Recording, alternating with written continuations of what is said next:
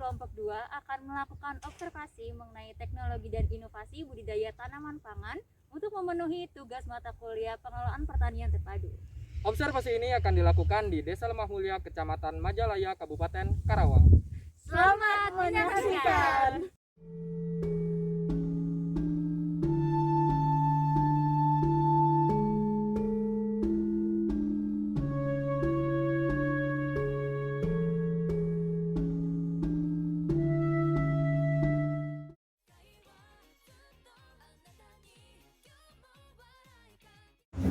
Jadi Bapak, punten perkenalan dulu ya Pak. Ini saya Yaya sama Anwar dari Unsika Fakultas Pertanian ya Pak. Ini dengan Bapak Anam ya.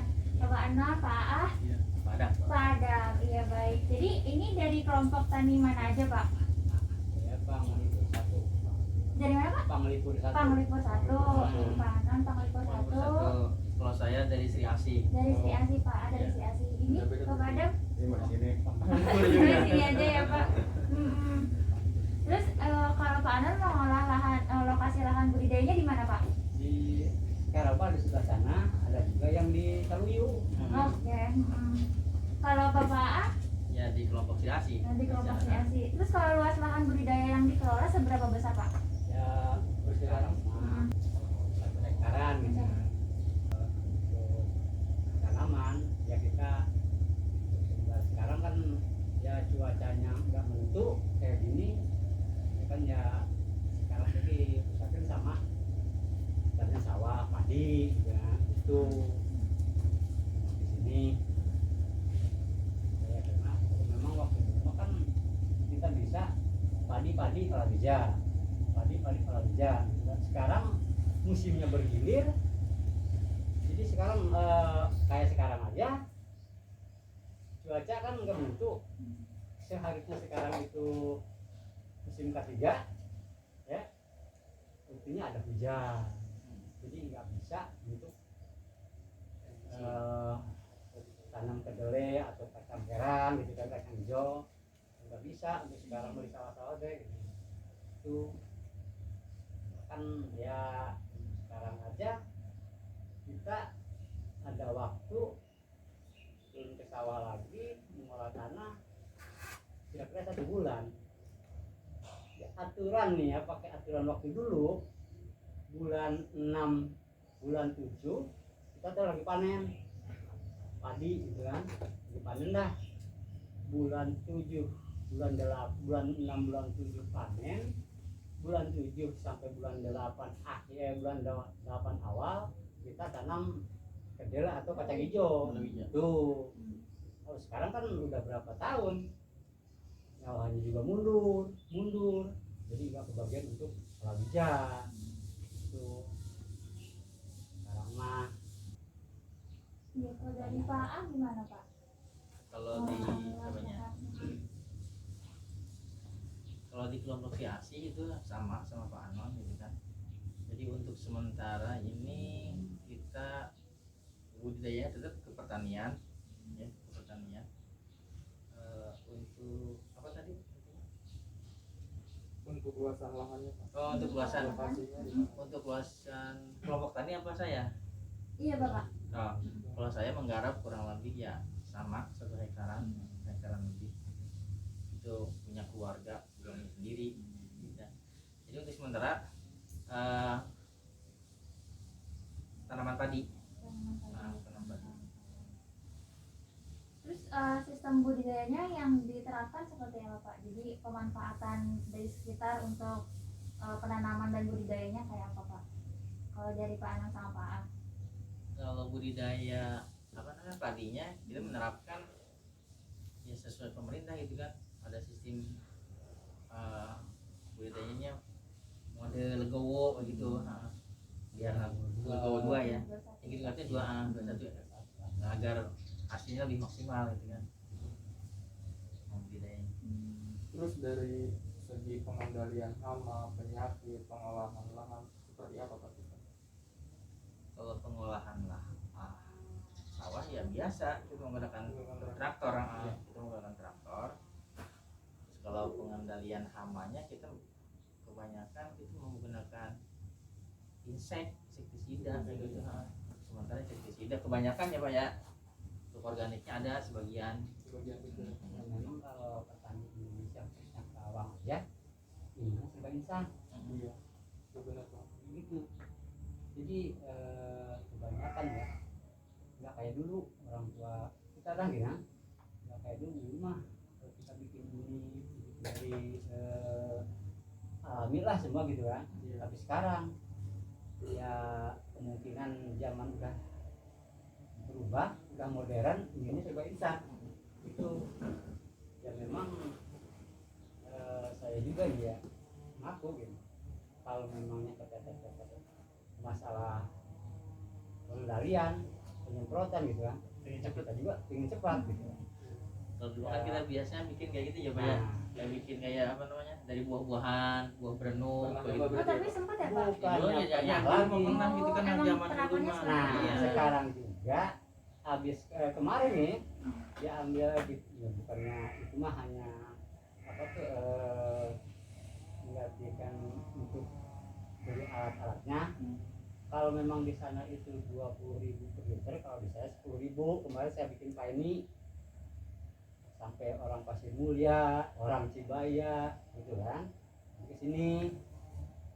Saya yang bikin di sini, yang bikin dari kentang atau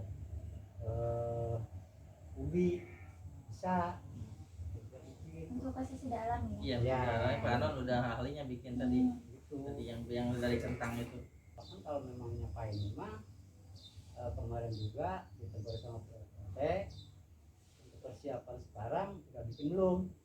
Ya belum. Insya Allah sesudahnya hari raya kita adakan mau bikin lagi gitu.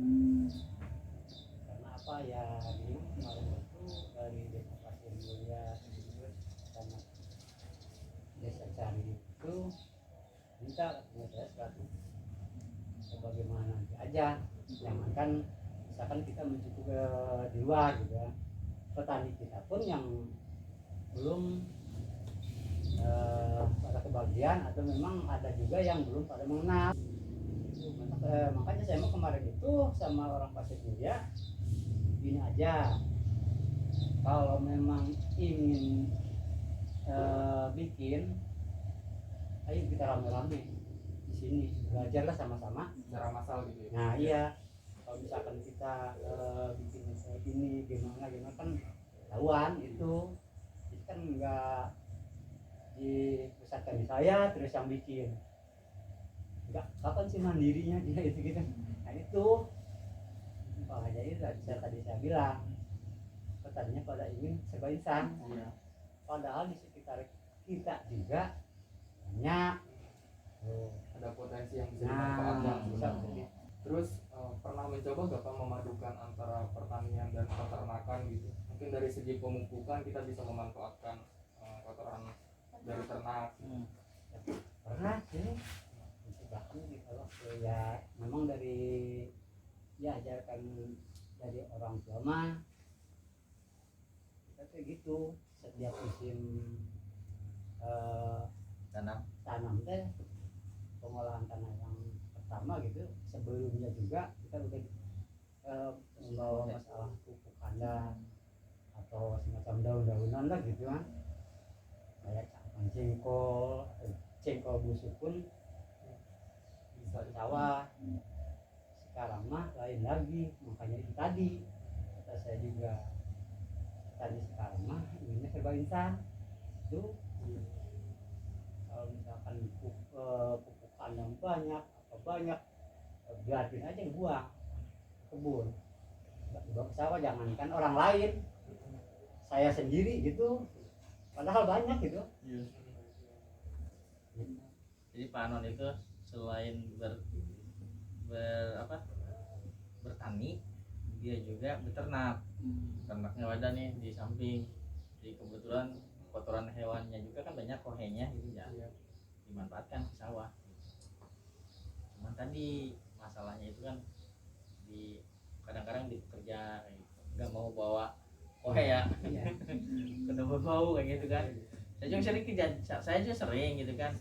Jadi untuk memanfaatkan tadi apa namanya yang apa kayak semacam air kencingnya itu kayak air kencing ya Pak ya, air kencing kayak kotoran, kayak kencing domba kayak gitu. Kita mau pakai di apa, di sawah gitu kan, kita nyuruh nih ke orang tolong semprotin, kadang-kadang nggak mau. Iya. Itu malah lebih seneng yang insektisida yang kayak gitu. Iya, kayak gitu. Caranya sekarang itu orang-orang pekerjanya udah pada manja. Berarti sebenarnya ada ya Pak potensi buat memanfaatkan sumber daya. Ya, Cuma pola pikir petaninya yang udah berubah. Udah berubah. itu kan masalah sama yang kita alami beberapa tahun kebelakang itu yang paling parah memang kita itu diserang sama tikus dan apa tuh Orang kendala kita hari ini di lapangan itu namanya hama, tikus sama orang yang tidak umum. Ini langsung masuk ke permasalahan. Balik. kalau sama tikus kita itu pernah mendatangkan Brigadir brigade gugup. dari Subang itu ya Indramayu. Nah, alhamdulillah masalah hasilnya biarpun kita ikut capek juga dan pusingnya kita cari biaya, capeknya kita ikut-ikutan itu ya kalau kita nggak ikut gimana sih, ada yang nunjukin gitu. Jadi ya alhamdulillah sih kalau kita mendatangkan brigade itu hasilnya dia tidak ada kemajuan untuk pembasmian itu. Ya ada juga sekarang ya ada yang usul lagi kalau memangnya masih ada, dan ayo kapan kita jangan lagi gitu ya. Dari permasalahan yang tadi mungkin Pak di permasalahan yang lainnya seperti kesuburan tanahnya, penyakitnya, bagaimana Pak? Ya, kalau penyakit memang sekarang itu untuk rumah mulia ya pH-nya juga PH pH tanah itu udah kurang sebenarnya, paling 5 paling tinggi 6 ya, PH di kita itu 5 di bawah ada itu juga yang 4 dengan itu tadi. Jadi kan sebenarnya dikembalikan kepada kita sendiri lah gitu ya. Petani kalau memangnya petani inginnya serba instan, itulah terjadinya. Dengan tadinya kita misalkan dapat mencapai 10 ton per hektar, ternyata paling tinggi sekarang 6 tuh. Nah apa ya tadi pH-nya kesuburannya udah berkurang. bukan udah Dari kedua terlalu banyak menggunakan itu urea kimia. Nah, sebenarnya kita juga pengen mengembalikan apa namanya kesuburan tanah tadi, itu tadi menggunakan kotoran hewan, ada juga tambahan dari kapur dolomit kayak gitu. Udah kita laksanakan mulai, alhamdulillah. Tapi untuk tahun ini ya Pak ya, untuk tahun sekarang itu produksi padi hasilnya itu sekarang menurun. Hampir semua petani yang ada di Karawang atau mungkin di tempat lain juga itu hasil tahun ini kita menurun. Jadi dalam 1 hektar ya Pak ya, dari 1 hektar itu sampai ada yang hilangnya itu beberapa ton. Saya juga kemarin kehilangan sampai 3 ton. sekarang paling tinggi ya, biarpun dilihat apa tuh posisi sawahnya padinya itu bagus ya, wah kita dapat sekian, udah kita ujukan aja ya dapat wah pikiran gitu kan, dapat 8 paling rendah ya kan, 10 ke sana lah gitu kan. Ternyata apa tuh hasilnya paling sekarang rata-rata 5 ton sekarang. Ya, sekarang itu gitu masalah di petani ya. Tadi menjawab pertanyaan yang tadi itu petani yang sekarang dirasakan sama petani masalahnya itu ya, Pertama dari hasil sekarang kita ada penurunan dari kuantitas jadi jumlah. Kalau kemarin kita hasilnya banyak, sekarang kita menurun. Itu kemungkinan ada dari cuaca. Itu ada kemungkinan dari cuaca. Kemarin kan hujannya gede-gede ya, besar-besar, hujannya nggak berhenti-henti ya. Itu mungkin ada juga pengaruh ke situ. Terus yang kedua mungkin dari segi pemupukan. Ya, pemupukan sekarang itu kita dibatasi oleh pemerintah. Kita kan tahu kan ada pembatasan subsidi untuk tahun sekarang. Jadi untuk tahun sekarang itu mungkin petani dulu itu jor-joran menggunakan pupuk kimia. Jadi dalam 1 hektar petani bisa menggunakan pupuk itu sampai sampai 1 ton, di bawah 1 ton sampai 1 ton itu penggunaan pupuknya. Sawah itu sekarang oleh pemerintah dibatasi per hektar itu cuman per hektar 1 hektar itu 225 kilo untuk Korea, 225 kilo untuk NPK-nya. Jadi cuman sekitar 450 per hektar sekarang itu. Di per hektar itu sekarang petani cuman dikasih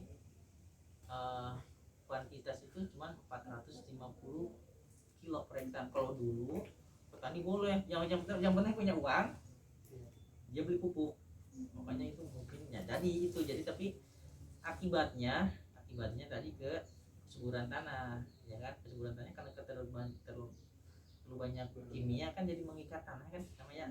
Kayak gitu, jadi mengikat tanah, tidak bisa terurai lagi gitu. Ya. Yang kedua dari segi harga kemarin kita hancur banget ya, di bawah 35 30 gitu. Yang minta tolong sama adik masalah petani, mohon dibantulah ya kita misalkan ya sama dia ada juga di bawah gitu kan, biarpun orang tua ternyata ada di bawah. Kenapa? Pengalamannya kalah sama adik.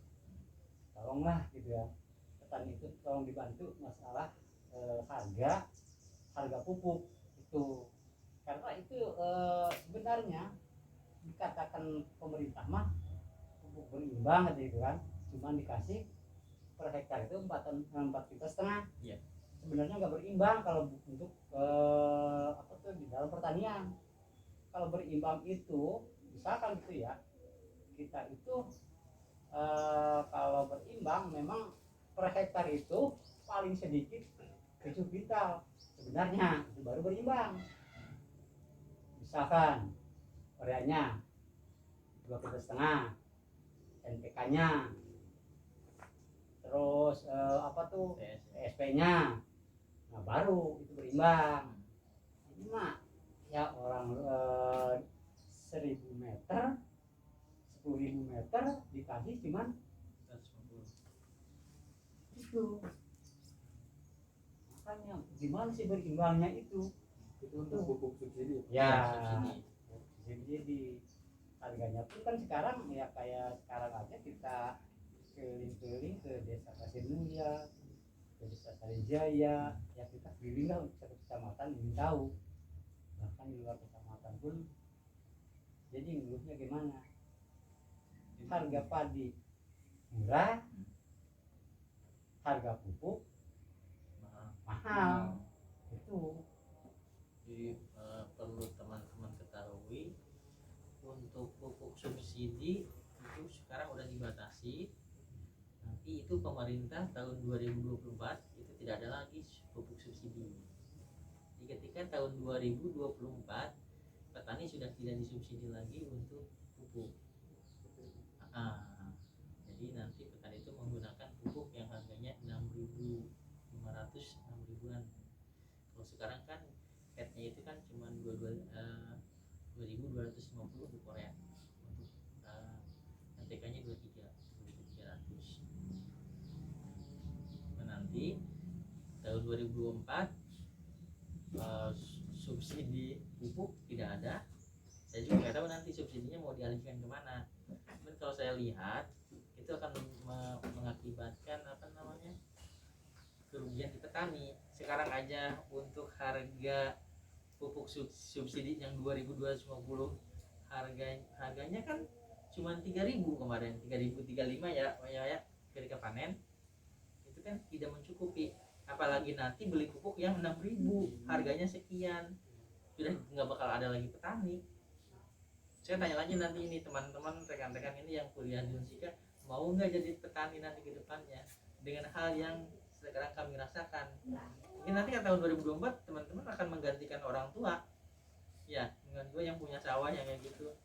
Itulah kendala yang di petani sekarang ada, dari segi harga pupuk, dari segi apa namanya gambahnya, padinya ketika panen. Jadi kita itu petani itu berharapnya petani itu benar-benar pemerintah itu, sebenarnya saya senang kalau subsidi itu dihilangkan, ya senang nggak subsidi itu dihilangkan. Cuman tadi berarti pemerintah mensubsidi harga padinya tinggi, harga berasnya dia yang, jadi pemerintah itu menekan harga beras.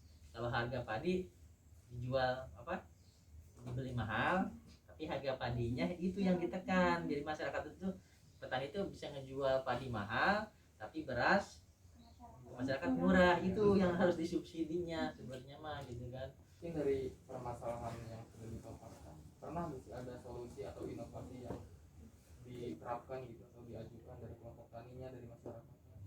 Kalau segi teknologi kita udah ada dari pemerintah juga, kita ngikutin ya. Udah kita ngikutin seperti kemauan pemerintah.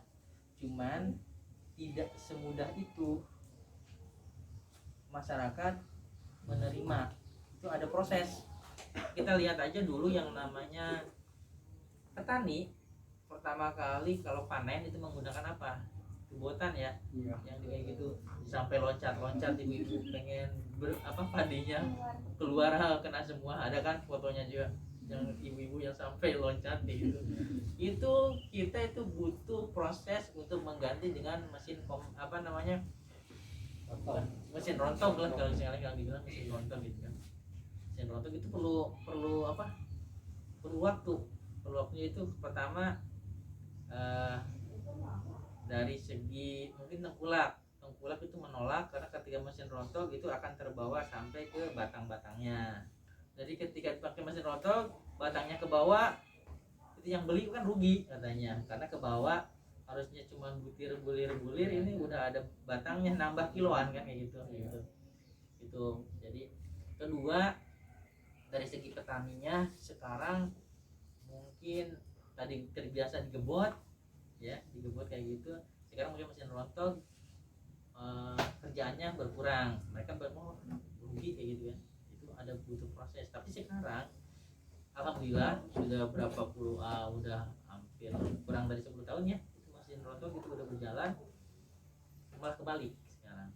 Ketika dipanen nunggu mesin rontok sekarang sampai 2 hari 3 hari setelah dipanen itu masih bergunung aja kayak gitu, karena mesin rontoknya kekurangan gitu. Jadi tadi teknologi tadi itu perlu waktu untuk masyarakat menerima gitu. Sekarang juga dari mesin ada lagi yang namanya mesin combine. Jadi sebenarnya yang besar itu butuh proses juga. Pertama mesinnya itu lebih besar, terus kita masuk ke sawahnya susah. Kedua, mesin combine itu kan berat. Ketika panen ya mesin segede gitu kan, itu tanah itu kan tertekan ke bawah itu. Nah petani itu bilangnya kalau pakai mesin combine itu keras, akan susah dalam pengolahan tanah. Jadi itu masih pro dan kontra gitu. Terus dari segi tengkulak juga sama, itu menolak mesin combine karena tadi oleh-olehnya ke bawah gitu kan, kadang-kadang batang itu ke bawah kayak gitu di kita. Cuman sekarang udah mulai terbalik, udah mau menerima perubahan dari mesin rontok dengan mesin combine. Dulu udah ada perubahan harga nih ya. Sekarang udah ada perubahan. Kalau dulu mesin combine mereka nggak mau, sekarang udah berubah mereka tengkulak yang beli padi itu lebih senang ke mesin komben sekarang ya perubahannya. Kenapa? Kalau mesin rontog ketika dia panen itu sampai berhari-hari kan, Iya. kehujanan sampai padinya hitam kayak gitu kan, jadi mengurangi. Tapi ketika komben hujan, pagi hujan agak siang itu udah bisa dilanjut di komben, padinya tetap kering. Itu kendala dari segi teknologi. Mungkin ada satu obrolan lagi mengenai desa lemah mulia. Kalau kita lihat potensinya, memungkinkan nggak untuk diterapkan secara massal mengenai pertanian terpadu, di mana mengkombinasikan antara pertanian gitu, perikanan, juga peternakan. Nah ini juga kan nanti akan mengubah mindset di masyarakat bahwa pertanian itu keren gitu. Mungkin juga untuk diterapkan gitu. Sebenarnya untuk diterapkan di desa kita bisa. Sekarang aja kita udah pertanian terpadu sebenarnya. Tadi seperti saya bilang, Pak Anon aja sekarang udah punya kambing kayak gitu, kotoran kohenya kan udah ke sawah. Yang cuman tadi yang masalah ikan belum ya. Cuman ikan kalau ikan mah, kalau ikan kebanyakan hasilnya pemancingan. Kalau mina padi yang kemarin di masyarakat itu masih tetap ini. Tadi saya bilang harus ketua dulu ini yang jadi ini, yang jadi pionir. Bahkan kita juga untuk merencanakan di saluran itu Ikan juga gitu. kita udah mulai nih di depan itu sekarang makanya gini, saya Pak Anon itu sekarang lagi memperbaiki saluran drainase. Kebetulan alhamdulillah kita dapat bantuan dari pusat. Kita bermimpi itu saluran air itu penuh dengan ikan. Sekarang itu ada ikan supaya selain buat buat pengairan juga, saluran itu kita sekat. Mungkin nanti kita gini, petani silahkan yang nggak punya sawah manfaatkan air sungai itu buat ikan, berenang